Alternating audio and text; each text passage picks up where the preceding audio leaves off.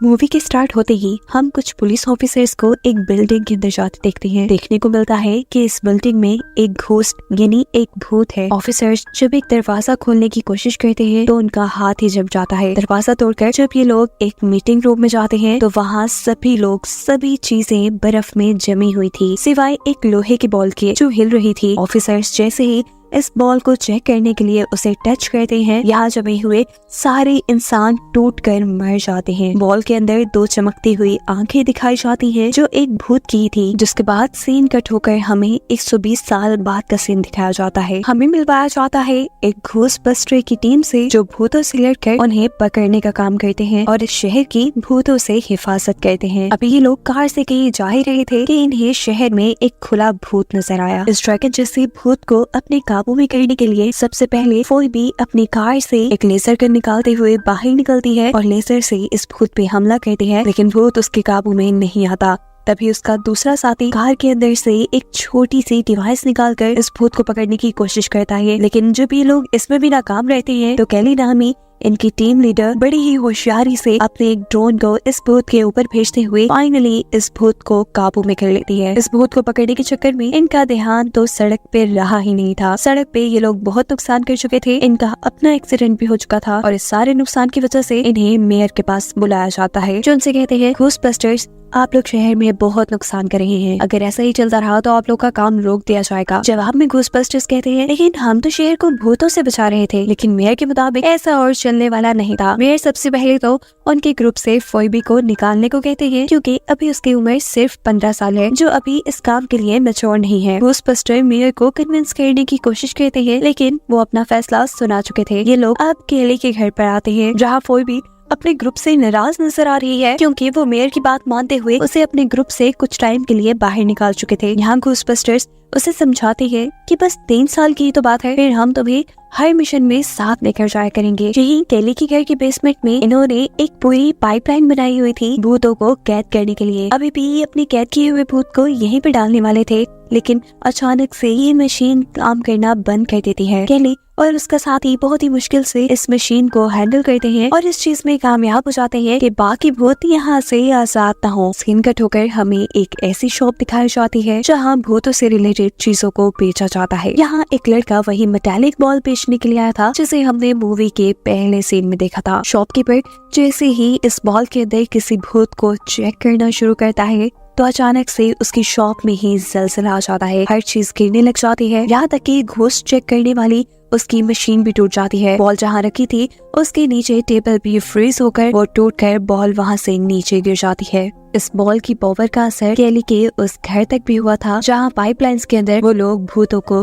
कैद करते थे। अचानक से उसके घर में बहुत बड़ी दरार आ चुकी थी। यही ऊपर केली का दूसरा साथी उन्हीं के घर में एक भूत को पकड़ने की कोशिश में लगा हुआ था। वो लड़का जैसे ही भूत को पकड़ने लगता है भूत उसी के ऊपर से गुजरते हुए उसे चकमा देकर यहाँ से भाग जाता है। वो भूत के भागने की खबर जल्दी से जाकर अपनी टीम को बताता है और सभी उस भूत को पकड़ने के लिए निकल जाते हैं। फोइबी को यही अकेला छोड़कर बेचारी अकेली फोइबी यहाँ क्या करती। वो चेस खेलने लगती है तो नोटिस करती है कि एक भूत उसके साथ चेस खेलने लगी थी। पहले फोइबी को थोड़ा अजीब लगता है लेकिन अब अगर उसके दोस्त नहीं तो ये भूत ही सही, वो खेलना कंटिन्यू करती है और हैरान होकर अब भूत उसके सामने आकर उसे सवाल करती है क्या तुम्हें मुझसे डर नहीं लगता। कोई भी कहती है अरे मेरा तो रोज का काम है। खैर अब अगले दिन हमें दिखाया जाता है कि केली अपने घर पे एक घोस्ट इंजीनियर को बुलाती है अपनी भूतिया पाइपलाइंस को ठीक करवाने के लिए। इंजीनियर उनकी पाइपलाइंस देखते हुए कहते हैं कि एक मर्तबा यहाँ पे हमला हुआ था, लेकिन परेशानी की बात नहीं है, मैंने भूतों के लिए एक नया बेस बनाया है। वहाँ हम सब लोग मिलकर भूतों के ऊपर रिसर्च भी करते हैं और साथ वहीं की पाइपलाइंस के अंदर हम भूतों को कैद भी कर लेते हैं। ये जगह तो घोस्टबस्टर्स के लिए काफी इंटरेस्टिंग थी। यहीं पर घोस्ट इंजीनियर घोस्टबस्टर को एक ऐसी मशीन भी दिखाता है जिसके अंदर किसी भी भूतिया चीज को रखने से उसका भूत मशीन के जरिए ही बाहर निकल आता है। इस प्रोसेस के बाद भूत को कैद करने का काम भी इस मशीन ने खुद ही कर दिया। ये देखकर तो घोस्टबस्टर्स उससे इम्प्रेस ही हो गए। घोस्टबस्टर्स अब वापस अपने घर पर आ जाते हैं, जहाँ उन्हें एक और भूत को पकड़ने के लिए एक मिशन मिला था। वो भी दोबारा घर पर अकेली रह चुकी थी, जहाँ उसे इमरजेंसी एक होटल से भूत को पकड़ने के लिए कॉल आती है। वो अपने एक साथी के साथ उसे पकड़ने के लिए यहाँ से निकल चुकी थी, जबकि दूसरी तरफ दिखाया जा रहा है कि घोस्ट प्लेस के अंदर घोस्ट इंजीनियर ने अब उस बॉल को अपनी मशीन में रखा है, जिसे हमने मूवी के स्टार्ट में देखा था, जिस बॉल की पावर काफी खतरनाक थी। इस बॉल को मशीन में रखते ही ये बॉल जोर से हिलने लग जाती है। एक छोटा सा भूत इसके अंदर से निकलकर दूसरी मशीन में कैद होने के बजाय यहाँ से आजाद हो जाता है, जो देखकर जब घोस्ट इंजीनियर उस बॉल को पकड़ने के लिए आगे बढ़ते हैं तो उसका हाथ ही जम जाता है, साथ ही वो मशीन भी। यहाँ फोई भी जो रेस्टोरेंट में भूत को पकड़ने के लिए आई थी, वो देखती है कि ये वही भूत है जो थोड़ी देर पहले उसके साथ चेस खेल कर गई थी। वो इस भूत को पकड़ने के लिए लेजर से इसके ऊपर हमला करती है, लेकिन भूत यहाँ से भाग जाती है और होटल का काफी नुकसान हो जाता है। अब उसको तो भूत पकड़ना वैसे भी मना था, इसीलिए वो नाकाम ही घर लौटती है तो देखती है कि वो भूत उसके घर पे ही थी और उससे बातें भी कर रही थी। वो इनके घर की भूतिया पाइपलाइंस को देखकर हैरान थी। कोई भी बताती है ये मेरे नाना की है और हम यहाँ भूतों को कैद रखते हैं। इन्हीं की बातों के दौरान यहाँ अब वो भूत आता है जो मेटालिक बॉल से निकला था। अपने आप को जाहिर किए बिना उसने मेलोडी नाम की भूत से कोई बात की, जिसके जवाब में मेलोडी ने कहा, तुम बस इंतजार करो, मैं तुम्हारा काम इस लड़की के जरिए करवा दूंगी। साफ जाहिर है कि मेलोडी नामी इस भूत का बार बार फोइबी के सामने आना कोई इत्तेफाक नहीं है। सब भूत मिलकर कुछ बड़ा प्लान कर रहे थे। दिखाया जाता है कि फोइबी का एक साथी अभी भी उसे ग्रीन भूत को पकड़ने की कोशिश में लगा हुआ था। इससे पहले कि अभी भी वो इस भूत को पकड़ पाता, अचानक उनका घर जोर से हिलता है। ये सभी नीचे आकर जब चेक करते हैं तो पता चलता है कि इनकी भूतिया पाइपलाइन को किसी ने फ्रीज करके तोड़ने की कोशिश की थी। दूसरी तरफ घोस्ट प्लेस के अंदर घोस्ट इंजीनियर अपने साथियों को उसी मेटल बॉल के ऊपर बहुत से एक्सपेरिमेंट करके दिखा रहा था। जैसा कि जब इस बॉल को जलाया जाता वो तब भी मेल्ट होने के बजाय जम जाती थी, और अगर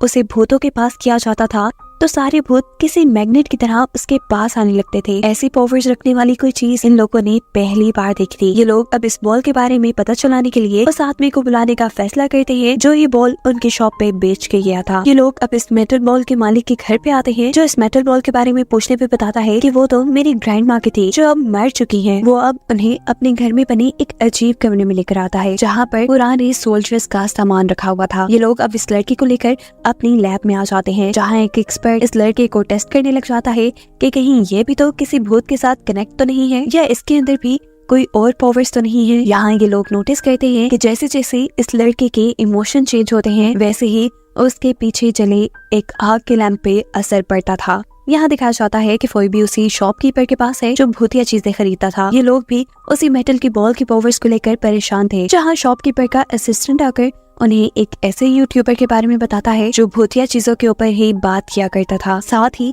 उनकी एक घोस्ट लाइब्रेरी भी थी। कोई भी को लगता है कि जरूर वो इस बॉल के बारे में कुछ जानते होंगे। ये सब उनसे मिलने के लिए चले जाते हैं, और जैसे ही वो लोग उन्हें बॉल की फोटो दिखाते हैं तो ये आदमी बॉल की पिक्चर देखते ही उसे पहचान चुका था। वो इस बॉल के ऊपर लिखी हुई लैंग्वेज को भी पहचान चुका था। वो इन्हें बताता है कि इस बॉल के ऊपर एंशिएंट यानी पुरानी लैंग्वेज लिखी हुई है, और जरूर मेरे पास कोई ऐसी किताब होगी जो इस लैंग्वेज को ट्रांसलेट करके हमें इसका मतलब समझा सके। ये लोग अब बॉल की लैंग्वेज को ट्रांसलेट करते हुए ये पता चलाते हैं कि इस बॉल के ऊपर एक बहुत ही ताकतवर भूत का राज है, जिसका नाम है गोराका, जिसे आइस किंग के नाम से भी जाना जाता था। इस आइस किंग को दुनिया के एक बादशाह ने अपने पास बुलाया ताकि वो इस भूत की मदद से इस दुनिया पर हुकूमत कर सके।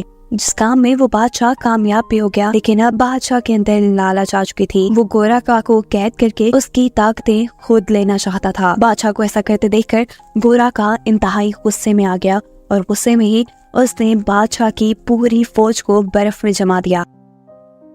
गोराका का गुस्सा इतना बढ़ चुका था कि अब वो पूरी दुनिया को तबाह कर सकता था, और उससे इस दुनिया को बचाने के लिए फायर मास्टर्स सामने आए, जिनके अंदर आग को कंट्रोल करने की ताकत थी। उन्होंने आखिर में गोराका को हराकर उसे पिघलाकर उस बॉल में बंद कर डाला, जिसके बाद से उस बॉल की हिफाजत करने की जिम्मेदारी फायर मास्टर्स की ही थी। यहीं पर ये आदमी फोइबी के साथियों को गोराका की रिकॉर्डिंग भी सुनाता है। जब ये लोग रिकॉर्डिंग सुन ही रहे थे, अचानक एक रेड कलर का घोस्ट उनके इंस्ट्रूमेंट्स को कंट्रोल करते हुए वो सारी रिकॉर्डिंग पैक करके एक कचरे के डब्बे में डाल लेता है और जब सारे उस रिकॉर्डिंग को पकड़ने के लिए उसके पीछे भागते हैं तो वो उस कचरे के बैग को लेकर वहाँ से भाग जाता है। हार कर ये लोग जैसे ही बिल्डिंग से बाहर निकले तो वो रेड कलर का घोस्ट यहाँ एक शेर के पुतले में था। इससे पहले वो शेर की शक्ल में इनके ऊपर हमला करता, कोई भी अपनी इलेक्ट्रिक गन से उसके ऊपर हमला करती है जिससे वो पुतला टूट जाता है। गोराका की रिकॉर्डिंग फट जाती है और यहाँ दोबारा से तबाही होती है। इसीलिए फोइबी को दोबारा पुलिस अरेस्ट कर लेती है। फोइबी की इस गलती की सजा अब पूरे घोस्टबस्टर ग्रुप को मिलने वाली थी। मेयर कहते हैं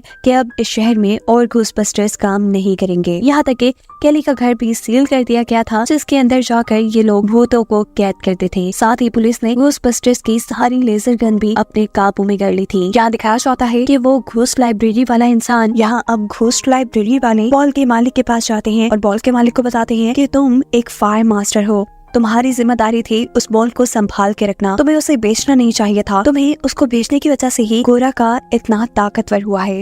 इससे पहले कि गोराका अब इस दुनिया के ऊपर कोई मुसीबत ले आए तुम्हें अपनी पावर्स को जानना होगा, उन्हें एक्टिवेट करना होगा ताकि तुम उस बॉल को कंट्रोल कर सको। इस आदमी को तो कुछ पल्ले नहीं पड़ रहा था। वो कहता है मैं ये कैसे करूंगा, मैंने तो आज तक कभी किया भी नहीं। वो जैसे ही उंगली का इशारा सामने जलती हुई आग पे करता है तो देखता है कि आग बिना किसी मुश्किल के उसके इशारों की तरह मूव हो रही थी। इस चीज ने तो उसे खुद भी हैरान कर दिया था। यहाँ फोइबी जो अपने ग्रुप को मुसीबत में डालने की वजह से काफी उदास थी, इसी उदासी में वो उस भूत से मिलती है जो उसकी काफी हद तक दोस्त बन चुकी है। फोइबी उससे कहती है कि मैं हमेशा कोई ना कोई गड़बड़ कर देती हूँ, मैं बहुत बुरी हूँ। जिसके जवाब में भूत कहती है अरे ऐसा बिल्कुल नहीं है। वो उसको उन्हीं की घोस्ट बेस के अंदर ले जाकर कहती है आओ मैं तुम्हें एक मैजिक दिखाती हूँ। वो फोइबी को घोस्ट चैम्बर के अंदर भेजती है और मशीन को ऑन कर देती है जिसमें एक इंसान के जाने की वजह से उसकी बॉडी का भूत यानी उसकी रूह उसकी बॉडी से बाहर निकल चुकी थी। जिसके बाद ये भूत फोइबी से कहते हैं मुझे माफ कर देना, मैं तुम्हारी अच्छाई का फायदा उठा रही हूँ। ये कहते ही हमें दिखाया जाता है कि यहाँ पड़े मेटल बॉल के अंदर से अचानक कुछ काली ताकतें बाहर निकली जिन्होंने वक्त रहते ही फोइबी के जिस्म के साथ साथ उसकी सोल को भी अपने काबू में कर लिया था। और ये काली ताकत कोई और नहीं बल्कि गोराका ही था। उसके आजाद होने की वजह से यहाँ काफी गड़बड़ी होने लगी थी। घोस्ट बेस के लोग जब यहाँ पे आते हैं तो वो गोराका को देखकर उसके ऊपर अपनी लेजर गन से हमला करते हैं, लेकिन गोराका इस लेजर गन को ही जमा चुका था। इससे पहले कि ये लोग गोराका को पकड़ पाते गोराका यहाँ से भाग जाता है। केली फोइबी को दोबारा से ठीक करती है उसकी सोल को उसके जिस्म में डाल के, जिसके बाद दिखाया जाता है कि गोराका फायर मास्टर्स के घर पे गया है जहाँ इतने साल गोराका को कैद रखा गया था। यहाँ से गोराका अपने सींग वापस लेकर अपने साथ लगा लेता है और उसकी ऐसे सारी ताकतें वापस आ जाती हैं और अब वो अपना बादशाह से पुराना बदला लेने के लिए तैयार था। जैसे वो पहले इस दुनिया को जमाना चाहता था, उसका मकसद आज भी इस दुनिया को जमा कर अपने कब्जे में करना था।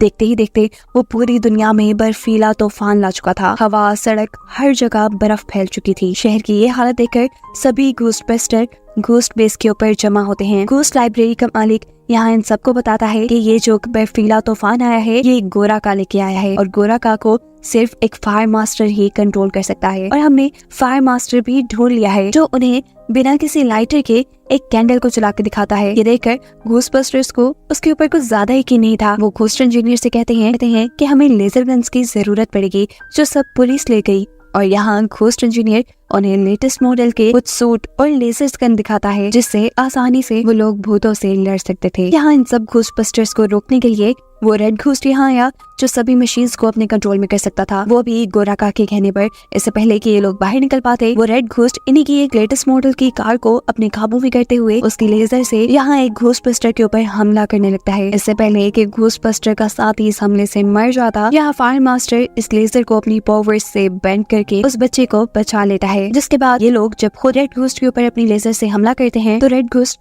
एक पिज्जा के अंदर चला जाता है और यहाँ एक ग्रीन कलर का वो घोस्ट जो हमेशा से इनके घर से नहीं निकल पाया था वो इस पिज्जा के साथ इस घोस्ट को भी खा लेता है। एक से तो इनकी जान बचती है। जिसके बाद दूसरी भूत से निपटने के लिए फोइबी अपनी बेसमेंट में जाती है जहाँ ये भूत फोइबी से माफी मांग रही थी। वो कहती है कि मेरे पास और कोई रास्ता नहीं था सिवाय इसके, मेरा मकसद सिर्फ अपने आप को आजाद करवाना था। फोइबी उससे कहती है कि तुम गलत हो, अच्छाई भी तो तुम्हारा रास्ता बन सकती थी, तुमने ये गलत रास्ता क्यों चुना जिसकी वजह से अब पूरी दुनिया के इंसान मुसीबत में है।